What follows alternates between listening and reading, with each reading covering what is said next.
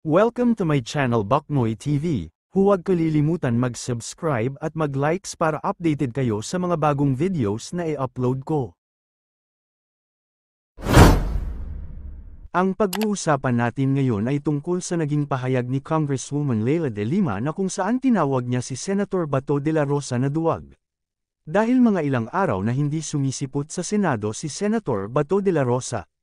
Ang pahayag na iyan ni dating Senador Leila de Lima ay tumutukoy sa isyu ng umano'y arrest warrant na inilabas ng International Criminal Court, ICC, laban kay Senador Ronald Bato de la Rosa kaugnay ng War on Drugs noong siya ang pinuno ng Philippine National Police, PNP.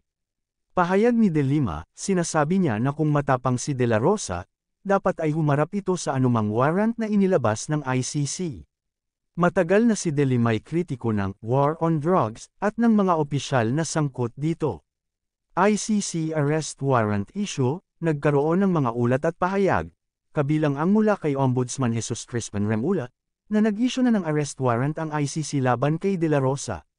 Gayunpaman, formal na itinanggi o sinabing hindi makumpirma ng ICC ang balitang ito sa pamamagitan ng kanilang opisyal na channels. Response ni de la Rosa, humingi ng Temporary Restraining Order, TRO, si de la Rosa mula sa Korte Suprema upang pigilan ang pagpapatupad ng umano'y arrest warrant mula sa ICC. Ayon sa kanyang legal counsel, wala pa silang independent confirmation tungkol sa warrant.